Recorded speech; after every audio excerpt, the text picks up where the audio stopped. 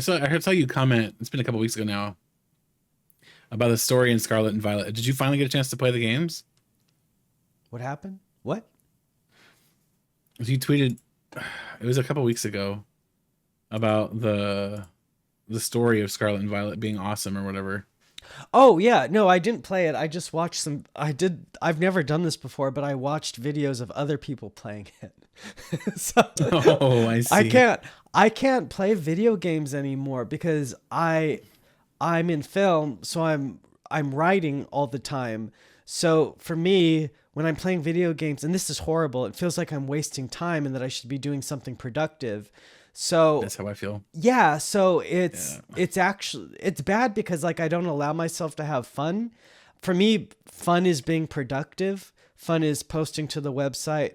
Fun is writing my scripts, going on a film set, working on the house. That's my kind of fun. But this time I did something unusual and I watched people playing it on YouTube, and so I could kind of just watch it out of the corner of my eye and follow the story. And so it was, they put so much thought into this Scarlet and Violet story with the whole paradox timelines and the the AI Professor Sada and Turo and the rivals and Arvin and what's the new guy's name that I already forgot, the purple haired guy. the what am I thinking? I already forgot. Kieran? Is that his name? Kieran? Is that his name? I forgot. But the kid from the expansion? Yeah. So Kieran. Just this, they put and his sister Carmine. Yes. So they put so much thought into the story this time, and that's what I was always very attracted to with Pokemon, not through the video game so much, but like through the anime. Like I always liked the stories that they put into the movies, and I liked the lore of like the Gen 4 legendary Pokemon, and I just was always a huge fan of the lore, and that's what attracted me to the franchise originally, not to mention the community aspect. So I just really appreciated how much thought they put into these games, and it's just very impressive coming from them because Pokemon games have very light stories usually. I would say Gen 7 Alola did a really good job with the story too. That's the only... Gen 8 just didn't. Like Gen 8 really did not. I didn't like the first time that I really did not like the games was X and Y, and it just felt so incomplete to me.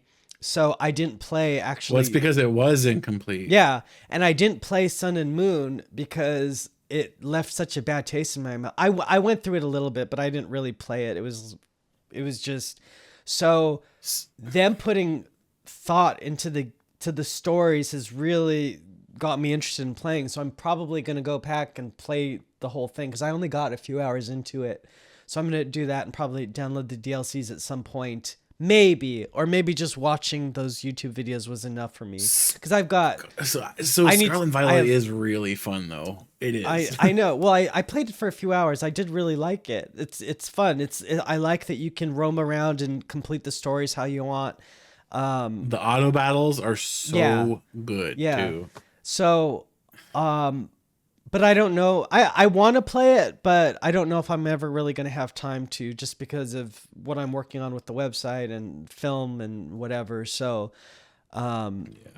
anyway, so we've got some news this week, I think.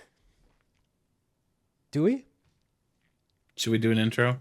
That was our... Oh, yeah. No, that was not the intro. That was not the intro. That was definitely not the intro. Wait, let me type. Hi, everybody. Welcome to the Poke Beach podcast. I'm trying to open the website. My name is John. I go by Water Pokemon Master on Poke Beach, and I am joined, as always, by The Wonderful Justin Basil of JustinBasil.com. I love how you had to pause to remember your name. Oh, did I? Well, I can't. I'm not good at talking loud. It's pretty good. So I was trying to do a French. It's fun. I was trying to do a French accent when I was introducing you. And what are we doing? We are reviewing the news of the week. We're looking at the news that was, and hopefully maybe the news that will be this next week. Yeah, so we kind of thought that there was going to be a reveal of Temporal Forces this week, but it wasn't. So we're hoping it'll be in the next week or two. Yeah, it's wild that it hasn't happened still. Usually they've dropped it by about this point.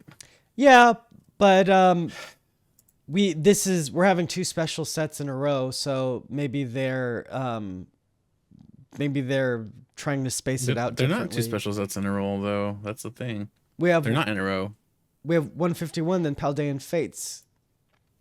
They're not in a row. Well, yeah, okay, I said my words wrong, but what I mean is that they're right next to each other. So this is like a lot of releases happening right now. So they're just marketing they're starting to just barely market Paldean Fates right now, and then they're gonna throw another set reveal into it. Like it seems like much, especially right after the holidays. So I feel like maybe they need to give up on this whole 4 releases and too many releases a year thing, and just go to 6 full-size releases a year. they don't care. They're gonna do whatever is going to Make money. yeah. So, but it'll all make money. So yeah, it doesn't really matter. But I'm sure they have their marketing data that shows that having all these releases to look forward to is like what gets fans invested into the game, like their attention or something. It's like also like there's a lot of I think there's a lot of FOMO too that they capitalize on with having all these releases. There's like this sort of sentiment in the air, I think, that you have to buy them up and hold on to them and save them because they're going to be valuable someday. Or you have to stay on top of it because you're like investing. I don't know. I don't know if that's completely true, but it feels like there's that kind of air going on. So when they have all these releases, it's like, oh, don't miss out. You have to stay on top of it. You have to grab them. You know, you have to keep buying and buying. The sentiment I've seen is actually the opposite of that. It's like, oh, it's yet another set. I'm just gonna skip this one.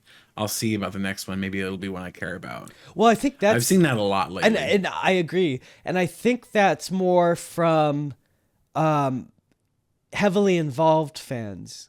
I think that's for people like you and me who visit or people who visit the website, comment, who are on Twitter, who are like super fans, who are in it for like the love of the game, maybe that they maybe want to skip out on certain things because what am I saying?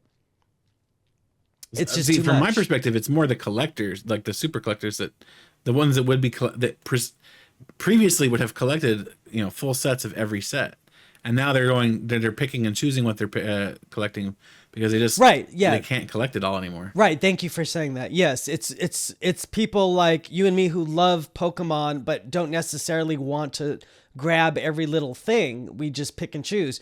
Whereas what I was saying earlier is I think it's more for like they do that because it's like sort of an investory thing. They're like, I don't know. This is why I need to write things out. So I'm talking about the actual collectors, the people who don't really play necessarily, who focus more on, getting a complete set of 151, getting a complete set of Paldea Evolved or Paldean Fates, whatever, where they want to have a collection of a set. They want to have every card from the set. Now there's so many cards and so many sets that people are starting to pick and choose. So you had like a lot of players skipped on Obsidian Flames and went to 151, and a lot of collectors did that too because Obsidian Flames was such a garbage set. But you're getting that mentality of, well, this set is skippable. Let's not bother. And that's dangerous. I think that means that the value of the sets that are coming out, it's not there for enough of the people that are trying to buy product. So what do you think Pokemon's strategy is when they're doing all these releases? And see, this is where again I'm bad at talking out loud and I can't gather my thoughts. Like I have to type things out to try to explain what I was trying to say earlier. But with all these releases, like these double special sets and whatever, or not double, but like both of them coming out right near each other, like what do you think the intention is with that, and even in Japan with like these constant releases? Like to me, I just have a feeling that again I have to like think about more, that it's to kind of cause constant engagement where people are afraid of missing out. Maybe, I don't know. What do you think? So I understand the release strategy in Japan. I actually think Japan's release strategy makes a lot of sense. And people who have played other card games, and especially like Bandai games are a great example. Wait, hold on. Something like Digimon. Sorry, I want to interrupt you. I know what you're going to say, but let's cut out Japan actually. So what do you think the point is for English doing it this way, where they have the 2 special sets and everything? Well, that's the thing, is it does matter. Japan's context matters. Right, because they're constantly releasing. Okay. So like, sorry, I uninterrupt you. I uninterrupt you. Okay. Continue. So Japan has a good focus on the players aspect of the game, right? So they're creating a product for the players, and the collectors are a side market. There are obviously quite a few collectors too, so that's why they create these extra cards that are basically bulk. But they're creating something that refreshes the game every month and a half. That's what they're doing. That's true. So over there, the meta never really gets a chance to stagnate, right?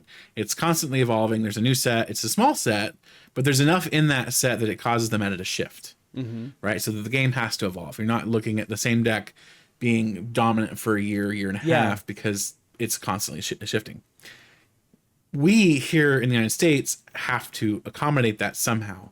Historically, we've had the 4 main sets a year, and then a while back, it was like Black and White era, they started introducing the mini sets, and those were like the special sets in Japan, right? Yep. Those the traditional mini set is stuff like Shining Legends or 151, Pokemon Go, where they're a set that was designed to be a special set in Japan too.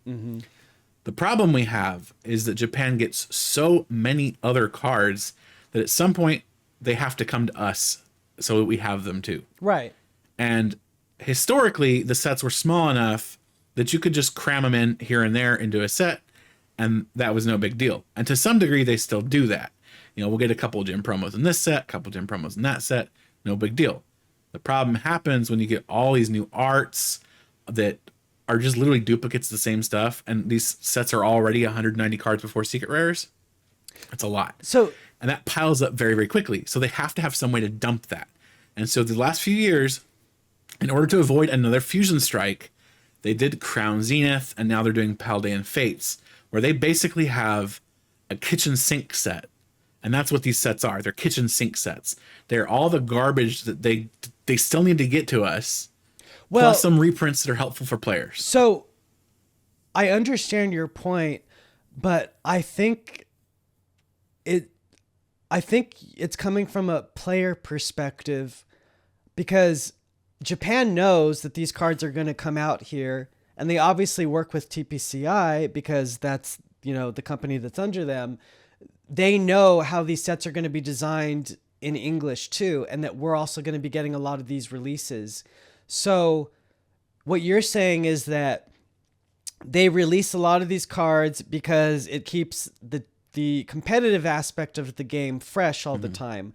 But you also have to realize that the competitive aspect of the game is like almost the smallest portion of the pie. So I think you're looking at it from a player perspective.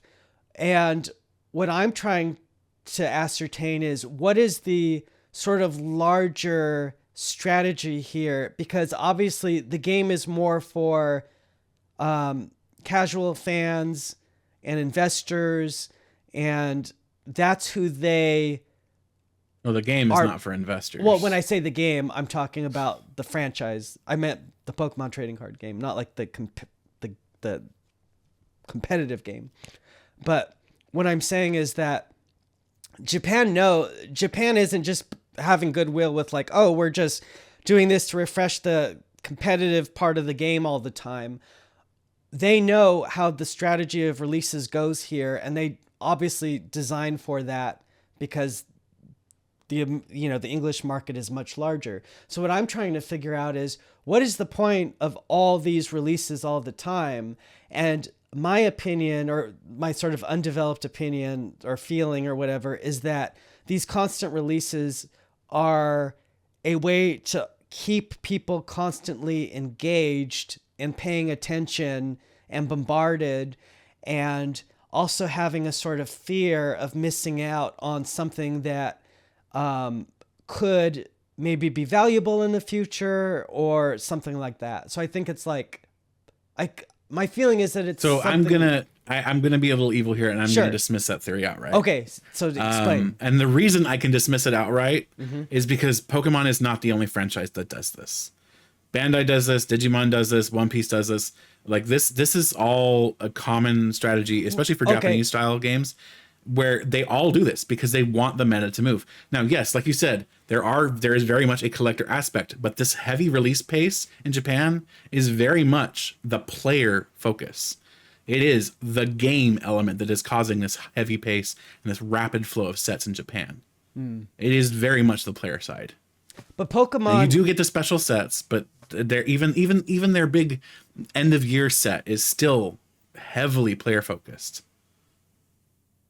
I don't know if I completely agree, but I don't actually think that's evil. Actually think that's charming, where it's like, oh, well, we actually care. Our core values are having this game competitive and interesting, and that's not evil. That's actually charming. If that No, me dismissing your idea outright was evil. That's what that was evil. Oh, I don't think it's evil. Because I do not think that's it at all. I'm sorry, I don't. Well, what I'm saying is that I think there's some. I'm trying to figure out what the whole big strategy is for them doing this, and you're saying that it anyway. What do you think? Tell us in the comments, tell us in the comments. The game design. So there are game designers for the English products, right? There are people that have to sit down, look at the upcoming Japanese releases, and decide which cards are going to make it in each set, and which cards can be delayed to the next set because they don't matter for the game of the Pokemon trading card game. Can you imagine, for example, if when Darkness Ablaze would have come out, if they decided, you know what, we'll go ahead and print Eternatus, but nobody likes Crobat, which is obviously false, but nobody likes Crobat, so we're going to take Crobat and we're going to put it in the next set instead. Well, they would never do that. They obviously, because game-wise, it makes no sense. Well, they obviously have to do a balance of trying to make sure that they're, releasing cards that are important for the competitive part of the game. Like, that's obviously important, but what I'm just saying is I think there's a larger overall strategy that's going on that has to do with they're doing these constant releases because it's a money thing, and has something to do with their main audience, their consumers, and which are not the most competitive players. So I'm just trying to figure out what that strategy is, and I think it has something to do with collecting or FOMO or investing or something like that, or keeping kids engaged, or I don't know.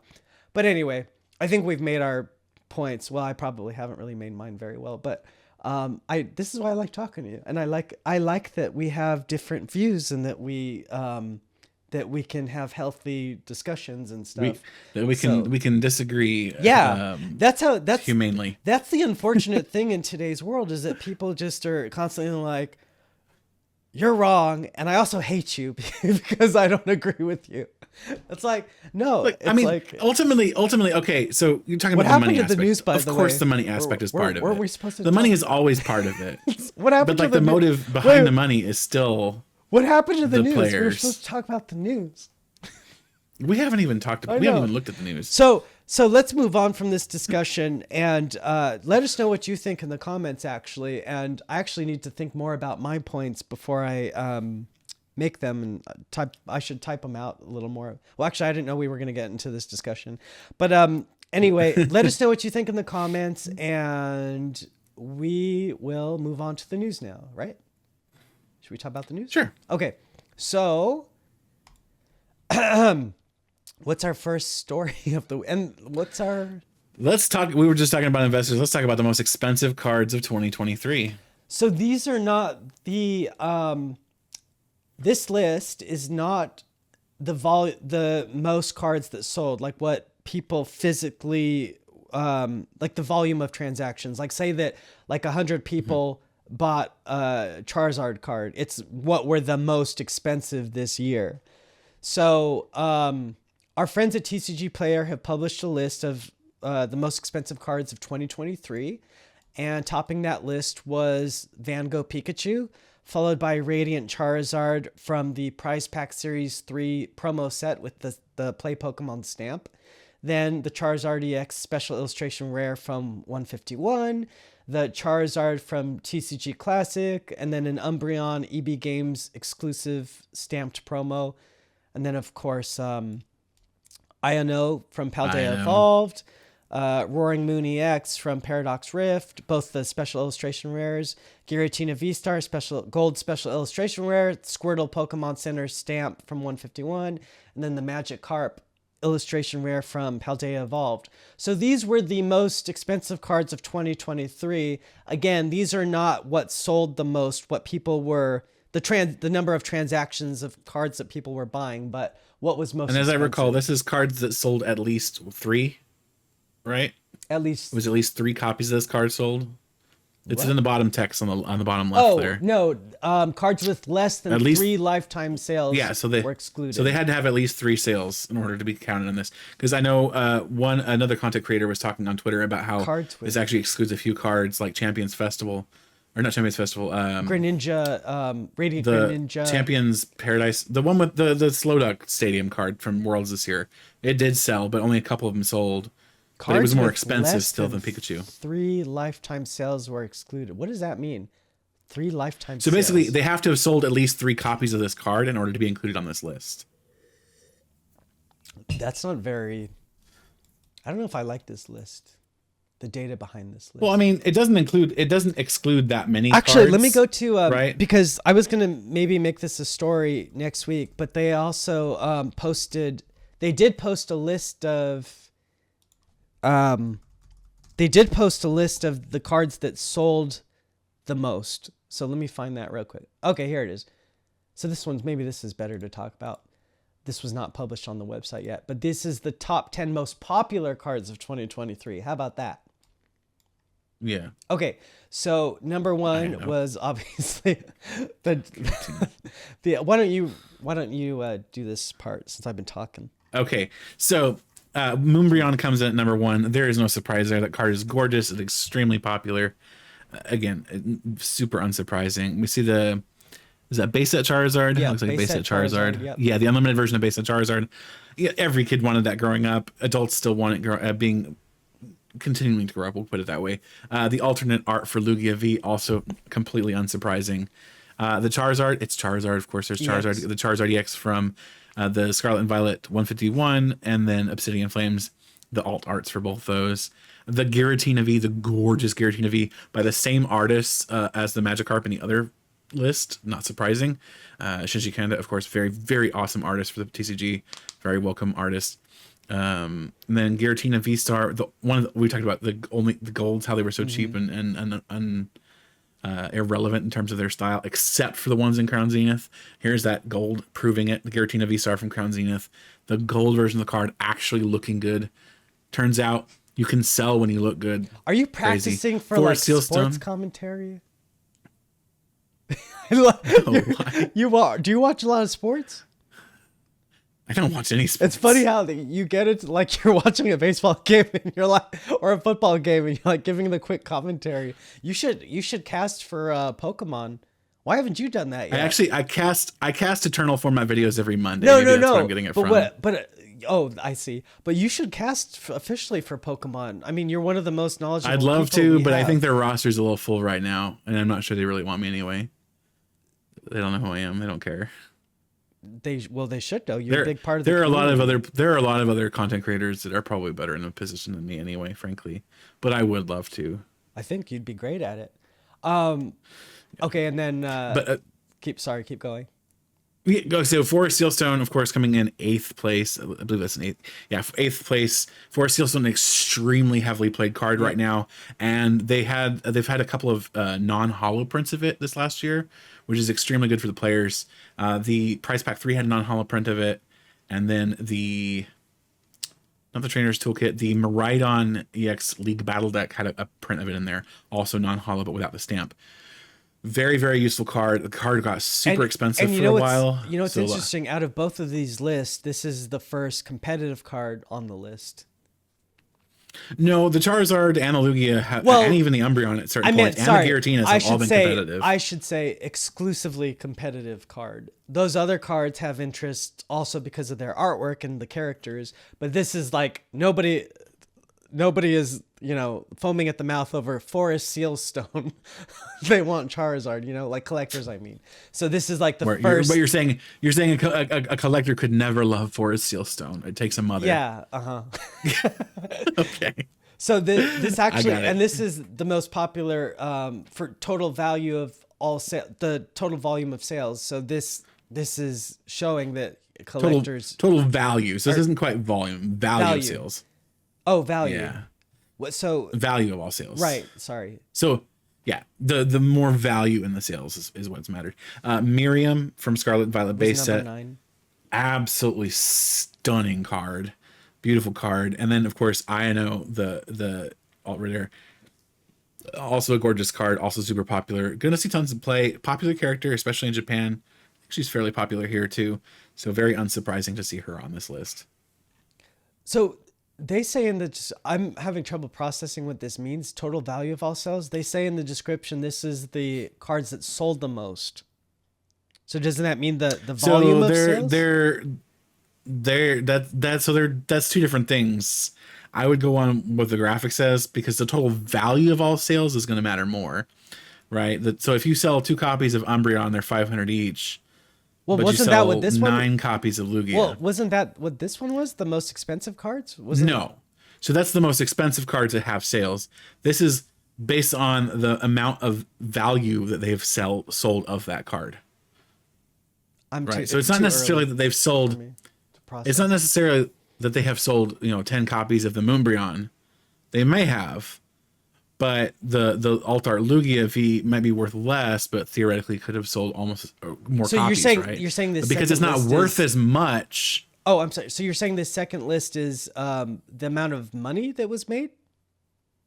Effectively, yes. So based on these cards, it's the amount of money that this particular card has caused to go through the TCG marketplace. I don't know if these are. It's interesting. It's like how do you measure like? I guess this is the only really. I mean, it's pretty simple, right? Like if you have 1,000 sales of one card that's worth $500, and you have 5,000 sales of a card that's worth 10. I would think which one's worth more? I would think the volume of sales would be a more interesting figure, wouldn't it? Like there were like 200 of this card sold, or this card that people. No, actually, probably not. Because like the card, wouldn't it be something like the card that like somebody needs a card, they go buy it. So wouldn't it be like the number of transactions for each card that would be most? Not necessarily. So like these cards are worth quite a bit, but it's not going to be interesting for somebody going, okay, I need nest ball. I'm going to buy 40 nest balls for all my decks. Well, I think that'd kind of be interesting, but I guess the card's like 10 cent, right? Like a lot of these cards that are super high volume, like Pokegear and stuff like that. They're 10, 15 cents a piece. Right, but wouldn't that be so they'll have really high volume. Wouldn't that be very high volume? Wouldn't that be an interesting, more interesting list to see though? Because you're seeing what people are going out of their way to buy. Not for the people these kinds of articles are for. These are very investor focused. Right. Well, that's what I'm saying. Whereas I'm saying I would want to know what people are going out of their way to buy the most. That's what I want to know. Well, okay, that's a problem too, because as a seller you're paying fees. So if you're selling, these 20 copies of Pokegear or whatever, you're making pence. You're making almost nothing off that sale between the fees and the shipping and stuff. So these cards are the ones that are your bread and butter. They're the ones that are going to matter for how much money you're actually making. And so as a vendor or as an investor, we'll use the air quotes there. Then these are the cards you're going to be. That's why they produce these lists. I see, but I guess what I would have been most interested in, what I'm saying now is what I'm realizing going through these lists is that I would want to see what people were actually buying the most. Like, hey, I need this card. So what were the top 10 for that? That's what I would want to see. But anyway, I think you would probably see mostly staple cards for standard format. Well, I don't know. I don't know what we would see, but you would see INO, you'd see Research, you'd see Nest Ball, Ultra Ball.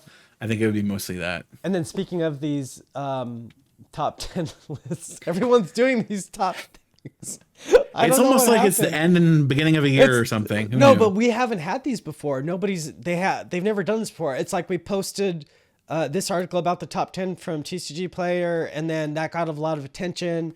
And then they posted a second list. Then Pokemon Card decided to post it. I guess this was the trend now for this year.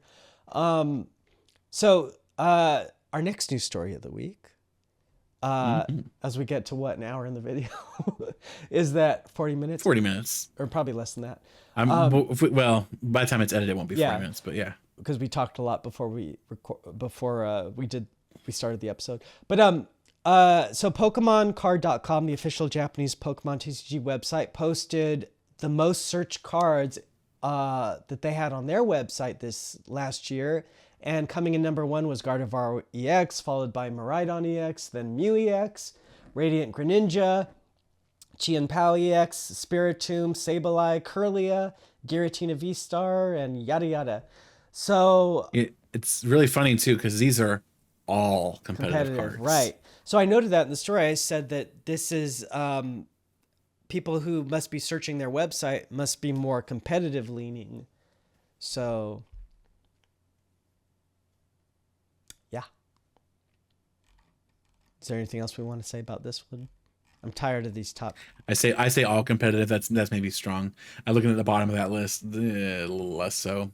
The Meowscarada is not a competitive card. Tinglu is not a competitive card.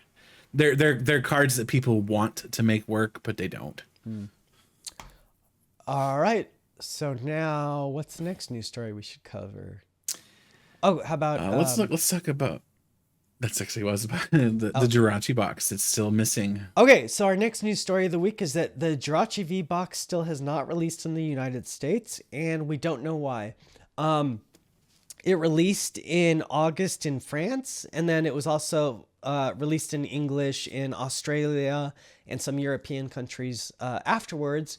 So we kind of thought this would be a store exclusive product releasing during the holidays that just passed, but it didn't release. And there are no distributors who list it as coming up in as releasing in the next few months. And this suggests that it's not going to get a mass release anytime soon. The only possible way we would be getting this at this point would be through a store exclusive release, because those are not announced by distributors, and we only find out about store exclusive releases once the products are actually on the shelves. But again, the holidays are over now, so it's like, what is happening with this product? We don't know. It's also interesting when it comes to this product, because Jirachi V was originally cut out of this print of Jirachi V, the regular print, was originally cut out of 2022's Astral Radiance. They then turned it into a Sword and Shield promo for this box, but it released long after the Sword and Shield era was over. So right now, if you're an American, you have to buy this card online to have it in your Sword and Shield promo collection. It's card number 299 out of 307. So you've got a hole in your binder right now, unless you buy it online. So what's interesting about this product is that I was kind of theorizing that they had to, because we were at the end of the Sword and Shield era, that maybe they decided to release this card last minute to fill a hole that was maybe for another promo that got canceled or something. Because back in the Black and White era, there was an unreleased Pikachu and Raichu that were planned for a product that got canceled at the last minute, and they never got a chance to assign those Pikachu cards to another product after the release of Black and White, because back then, once the era was over, it was over.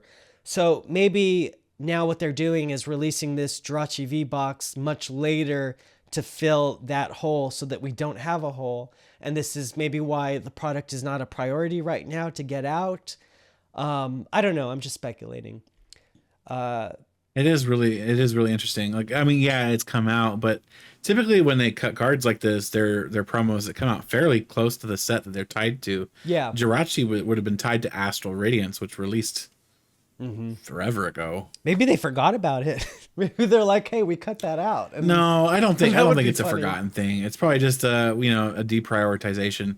I Yeah. know for a while they were having problems keeping up with demand, but Right. it does right. Because of that's true. it is interesting. It could be a sort of consequence of the printing plants getting hit during the pandemic and like the domino effect or something. But anyway, so it's still not out yet, and we don't know when we're gonna get it, but we will keep an eye out on it for y'all. And Yeah, if you can't, it's an interesting thing. if you can't wait, Speaking of products that people aren't going to get their hands on, let's talk about Greninja Ultra Pro TCG accessories. I actually kind of like this design. So our next news story is that there's going to be a new line of Ultra Pro products featuring Greninja, and it's their typical lineup of having like a 2-inch album, a 4-pocket portfolio, a play mat, card sleeves, deck box, pro binder, yada yada. Look, okay, maybe that Alakazam playmat spoiled me, but like this is painfully underwhelming. This is lazy stock art again. It is, but I think the designs are getting better actually. I mean, they're like doing this cool artwork of the shuriken. There goes my email. I think the designs are getting better. It's not, I mean, I'm not going to go out of my way to buy this, even if I were heavily involved in buying things, but I think the designs are getting better, and I think we should credit them for trying to do better. But again, it's only been 2 products so far that we've seen a better design, so let's see if this keeps up. But you and I both liked the Abra playmat that we talked about the other week, and well, I thought that was a good example of what they can do even with the stock art. To me, this still feels very, here's a background, slap the stock art on it, okay, sell it. but you have to admit it's a little bit better though than usual. I mean, even people in the Is it comments were though? saying Like that. it's not as egregious as the Islands playmat with the Lapras and Yeah, okay, whatever. yeah. But that was an especially awful playmat. Well, but I think they're getting better. But yeah, they're not great, but they're better. You have to give them some credit. But again, these are for like they'll get credit when they earn it. I think I said this before in a news story or in one of the videos. I think these are just for, you're a little kid at the store and you just need some TCG accessories. They don't need to be too expensive, or so you just get these because I think maybe there's a licensing thing where if they did use better art, it would cost more to license that and produce the product. So this is just maybe really quick, easy products for little kids to grab when they're at, Target or Walmart. And collectors, I'm not even sure it would collectors art. And can you imagine though, if they actually did have really good art, the collectors would grab these instantly and then the little kids would have nothing. So, I mean, I guess they could go for it's generic. not like they can't mass produce these. Yeah, well, so I think maybe this is maybe for a particular audience of people. So here's the thing, and because we're talking about why they have to use stock art. I'm sure there's a licensing issue, but I think I know exactly what the licensing issue is. It's that in order to get the art on, like a custom art thing done, not only would they have to pay the artists, Yeah, they would also have to go to TPC, of course, get the art approved, of course. It get would be get it approved, and thing. then make it. Exactly, it would be a whole Which is going to be thing. time consuming and costly, which I'm sure they have some sort of timeline they have to meet on all these products where something like that's just not feasible. Back at But one of the first Worlds in Anaheim, whatever year that was, what was that, like 2007 or something? I don't remember.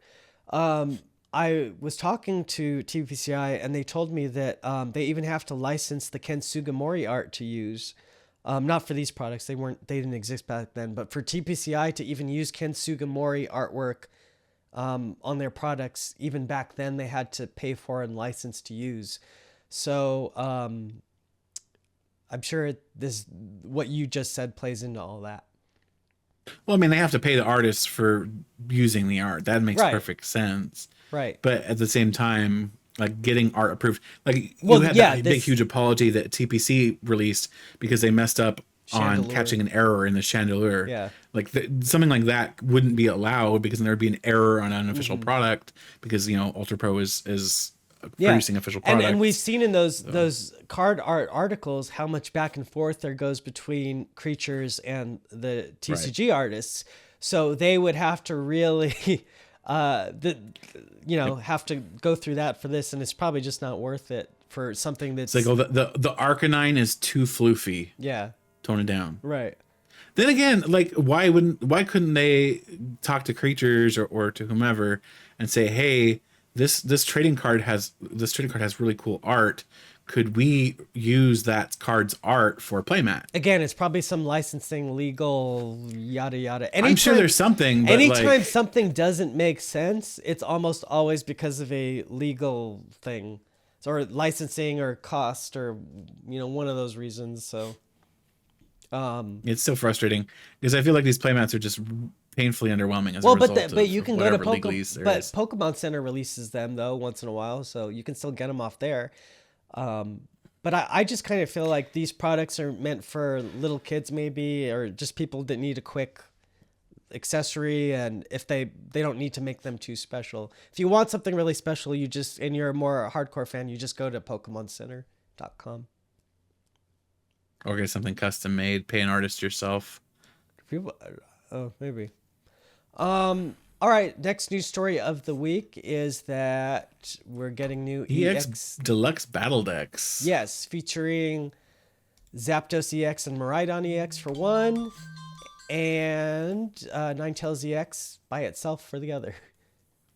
So what do we think of these lists? Tell me your... I think they are... these deck lists. They are designed for beginners. How's that? But they're play level 2. Level 2 feels an awful lot like level 1.1. Ready for a challenge? It says ready for a challenge on the box. This is supposed to be challenging. But okay, like I'm looking at these card lists, and even being generous, like Youngster should not be in here. Rhyme should not be in here. Jog is stretching it, maybe, sure, whatever. Rika should not be in here. Electric Generator, only 3 of it. Like, really? We're gonna do 3 of a card that should be a 4 of in any deck that it's in. Like, they're just really questionable decisions. Like, I understand these are supposed to be very basic decks, and they're trying to balance them, especially against one another, which is why they would probably go down to 3 for the generator. But at the same time, it's just like, that's a good point. They do. I don't know, they are kind of designed to be. You pick maybe both of them up and play against a friend. So maybe I didn't think of that. That's actually a good explanation. But even then, like, I'm sorry. I feel like if that Miraidon, or not Miraidon, it is Miraidon, isn't it? Mm-hmm. And the other one? The deck's Miraidon and, Miraidon and Zapdos. 2 Zapdos EX, it's gonna Miraidon run EX. over anyway. It's gonna so the Miraidon's not really an attacker in this deck. It's support. It's used for support. It's used for tandem unit, which makes perfect sense. It's basically an extra pair of nest balls every turn. But like at the same time, it doesn't feel good. And then the Ninetales EX list is right here. It comes with 3 Ninetales EX. Same situation. Zisu, like really Zisu. The flip side is these do have very good cards in them too. It has Judge, it has Research, it has Nest Ball, Earthen Vessel, Ultra Ball, Switch. But like a lot of these are really core staple cards. But like I don't feel great recommending a product like this to someone unless they're really young. But these are $20. Like, spend a little bit more and get a League Battle deck. This should have been play level 1 then. Well, no, because the play level 1s are they're even dumber down. Like they're meant for little kids. I feel like these are. This does like have teens have a justified rating, but overall the whole rating system they still skew pretty low in terms of age group, I feel. Well, see, that's I think most players. Oh, sorry, go ahead. Most players should be coming in at the League Battle deck range. Like any adult should be coming in at least at the League Battle deck range, and any kid could come in at the EX deck range. Not necessarily these premium Deluxe Battle decks. They just come at the EX deck. So the Lucario or the Tinkaton or whatever. That's where the kids should be coming in. Or Battle Academy is a very good entry point for kids too. And then as they get better, I would say then they graduate on to the League Battle decks. Once they have the understanding of how the decks and the game works, then they go to actually playing the proper game itself. And these will release on March 22nd for $19.99. Yeah. All right. And then our final news story of the week, which I just posted right The before. Knockout Collection. There's going to be a new Knockout collection featuring a Galaxy/Cosmos foil version of Iron Jugulus, as you can see here. I think having the Galaxy foil on these cards it's so beautiful. Like, look right here with the Brute Bonnet and then the Iron Moth. Like, the hollow foil goes into the background of the card template where the rocky sort of art is for the ancient Pokemon and the digital background is for the future Pokemon. So I think these are really pretty. And I hope that they eventually release Galaxy foil versions for all of them, because I think that'd be a cool little... the actually, Cosmos they foil looks probably... really, really good in general. Yeah, well, you know my opinion on that, of course. They're probably not going to be able to release them because there's so many Paradox Pokemon. So probably won't be able to release all of them in Galaxy Foil. But this will come with 2 booster packs as usual, a sticker sheet, which is actually, I think, the first sticker we've ever gotten of a card. Oh, it's a sticker card. That is new. Yeah, so... Like an official sticker. I'm Official sure there's been sticker. tons of unofficials, but... And should retail for $9.99. You can usually find these at Walgreens. And what's different about this collection, this new one, is that it only comes with 1 promo card. Usually these Knockout collections come with 3. So I don't know what that's about, but it's going to be... So is it just the Jugulus in this one, or Yes. is it like there's 3 different Knockouts? No, it's just the Jugulus. Okay, so then these are from a different product then. The Iron Moth and the Brute Bond are from a different product. No, those were from the Roaring Moon EX and Iron Valiant EX Okay. boxes that we got. What was That it? makes in sense. September. It's been a while ago. Yeah, Yeah, I'd forgotten it about was them. in, I remember them coming with November. the promo and with the tool, but I Yeah, remember right them coming here. with the baby. Yeah. Gotcha. Well, I think because that was one of the first products. I think from the... I have seen the tool in Cosmos, and it's gorgeous. But I have to say, I actually really like just the sheen, the mirror hollow foil with these. Yeah, It looks really yeah, good those are on pretty the too. Paradox. But Galaxy will always win, or Cosmos will always win. All right. So that's it for the week. Wow, we talked a lot for not having too much news this week. We are potentially getting Temporal Forces next week. And whenever Temporal Forces gets announced, I'm sure we're going to get rotation announcement as well. So we're looking forward to that next week. Hopefully next week. We thought it would maybe be this week too, but Yeah. no. Well, it should be. So- It should be within the next week, and if not, then it'll be within the next. It'll be soon, whenever it is. It has to be soon. So Build soon TM. and then we're going to start to get more card reveals from Wild Force and Cyber Judge this weekend. I was gonna say they said tomorrow morning, Which is this today. weekend. Or tonight. So we'll start to get more card reveals for that. So be sure to check the website. The translations will be posted there, most likely by Mr. Justin Basil here. And or you do the translations and I post the stories usually, unless it's like at 3 a.m. Oh, I mean, it's usually 3 a.m. for you. Yeah. So I think that's it for the week. Is there anything else we want to talk about? Anything personal with Pokemon or anything? Anything?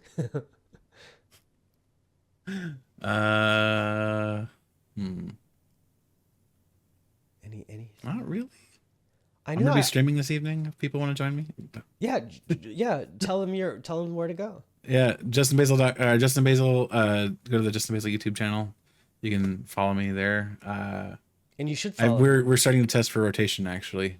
So started last week. We're gonna look at a couple new decks tonight, and we're gonna tinker with a couple cards, including we're gonna play Miraidon with a very bad card, and we're gonna see how it works in Miraidon. Is what we're gonna do. So yeah. So you should. We're gonna do that tonight. Check him out. He is very For sure. passionate. He loses sleep over Pokemon all the time. So competitive Pokemon. See, You sir, you lose more sleep over Pokemon than I think even I do. It's impressive. Well, sleep study is in, I think I'm going to that sleep study in 2 weeks. But I have been getting up earlier every day now for the past month or so, and I think it's really helped. And it's funny because, like, thanks to you being able to cover those, when would they would be like 3 a.m. reveals for me, I'm able to get better sleep. So I think what I'm going to do from now on is just get up early in the day and then go to bed probably whenever the Japanese reveals on the website are, which are usually around like 10 or 9 or whatever p.m. I'm going to start to, I think, get into a more consistent schedule. Maybe that'll help.